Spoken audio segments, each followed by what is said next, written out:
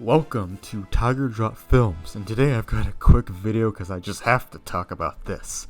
I love talking about Ultraman and tokusatsu on this channel, and I recently saw the first episode of the brand new Ultraman Arc, and the fight in that episode was spectacular to say the least.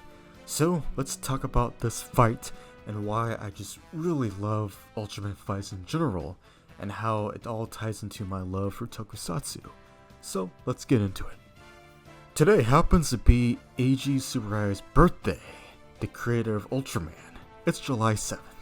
So what better day to talk about my love for tokusatsu? So this first episode of Ultraman Arc was a great introduction. I liked how Yuma was already Ultraman Arc, and he's still getting used to the reins of bonding with this Ultraman. And we also learned that Skip isn't the actual strike team of this universe, just the kaiju researcher team, and the main branch is presumably the GDF. I really like this approach. So right away, the series starts off to a very strong start. We get to learn about Skip with Yuma, and we get the new guy to the team, Ishido, who is from the GDF directly, and I love how the whole episode culminates in him finally getting Skip a coffee machine. I love coffee and tea, and that really put a smile on my face. So, it's such a just a relatable thing, especially if you work in an office or any kind of workplace. You need that coffee.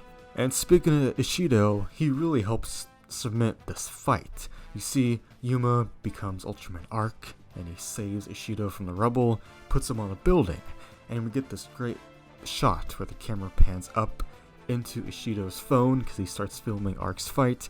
And then it transitions from there. We get this nice little countdown of the fight, because I think Ishido was trying to help research Arc himself too. He ends up naming him in this episode.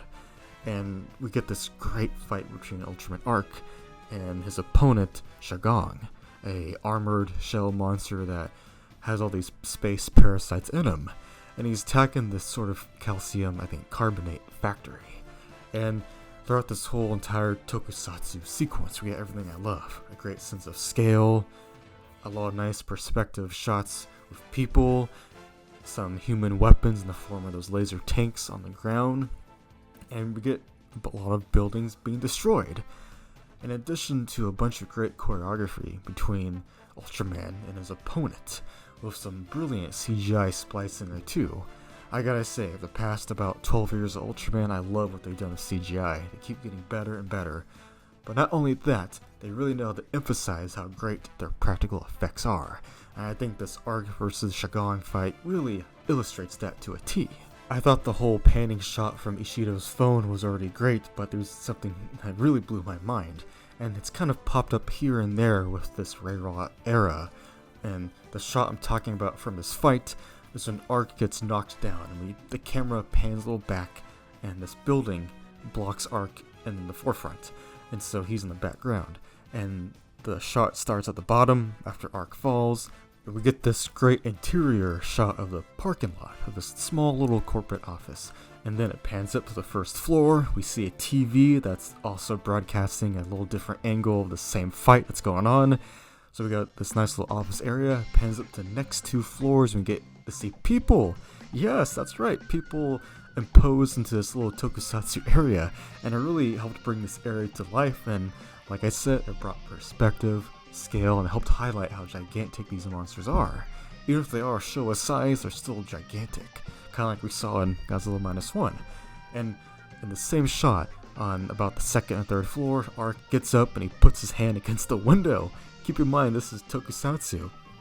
So he puts his hand against the window and the glass cracks a bit and the building kind of shakes, and that blew me away, man. We got to see not only the bottom of this building from the parking lot, we got to see the upper office floors of people and their employees, a little TV showing the rest of the fight, a different angle, and then we get Arc himself, putting his hand on the building. And we get to see that from a human perspective, and that blew me away. And of course, the fight pans all the way up to the roof, and we get back to the kaiju against Ultraman action, and it is splendid. We get a great shot of Shagong trying to back away from Ultraman to go back to the carbonite factory, and he uses his tail, and then Arc jumps over it, does like a cartwheel, and that was awesome. it shows so much detail that goes into these episode fights. You know what I'm saying? There's so much heart and soul put into it, from the stunts, the kaiju and Ultraman suit actors, to the cameraman and the director, and all the special effects added to the scene to help elevate this tokusatsu. And the music too is a banger. It's great. It's distinct, you know, this fight theme is distinct. It's different from Blazar, Decker, Trigger, and Z. I can tell them all apart audibly. And the fight carries on. We get some great shots where they're throwing punches at each other, and Arc decides to step back. He gives a little shawatch, and he flies into the background. We see this great shot as the camera rises up a little bit. Arc spins around in the air, does a sort of hand beam, maybe kind of a hand slash beam, not ultra slash, more so like, I think Ultraman Jack kind of had ability like this. The Ultras usually have some kind of quick hand ability. I think even the original Ultraman had it. So Arc uses that ability like a rapid fire of this blue beam against Shagong. The Shagong turns his back and uses this purple beam to shoot up in the air. His own rapid fire machine gun sort of scatter shot. And that was amazing. Get a fight, a little bit of a back and forth in the air.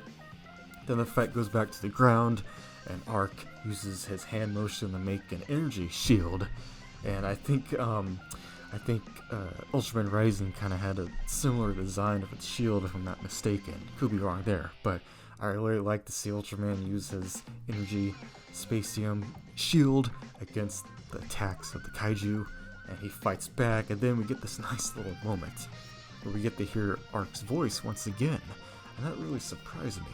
I don't think we've had a distinct Ultraman voice with, you know, as a separate entity from his host since maybe Ultraman Z, if we're just talking about mainline tokusatsu entries as a series, not just a special web series like Ultra Galaxy Fight.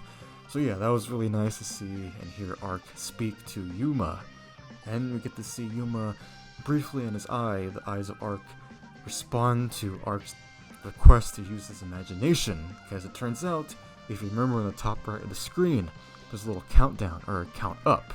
The timer's counting up and it starts flashing red, which correlates somehow with Arc's color timer turning red too. And that was great. Kind of made me think, oh, is he truly going to be an Ultraman that is exactly 3 minutes on the battlefield? We'll have to truly see later on.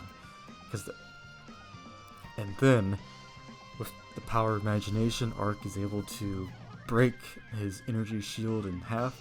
He uses the two shards to stab it into Shagong, pushing him back. He does a little jump backwards, and then we get the you know what, a new Spacium Ray. I can't wait to find out what his particular beam is called, but I was so happy to see him use it after doing such a cool melee move with his shield. And then he's able to blow up Shagong, and he turns his back, and oh, it's not over yet. Turns out that parasitic ooze from earlier comes back in the form of a giant creature, and we get this awesome shot of Arc putting his hand up to his eyes, and he forms a sword, and he slashes back and destroys the ooze parasite. And then we get that awesome explosion that you see in the thumbnail. And oh, there's one little more touch.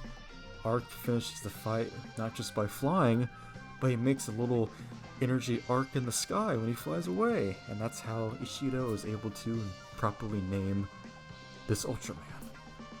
That was incredible. What a nice way to kind of round up that episode visually. We get to learn about the dynamic between Yuma and Arc a little bit, and we get to see what makes Arc distinct. He is a bit of a return to form to a more simplistic design after Blazar, but he's also a bit more of a sort of a light-hearted, focused Ultraman, which I don't mind that at all. I'm taking that all in with an open grin. That's awesome. So, suffice to say, I love tokusatsu, and this fight scratched a lot of check marks I like.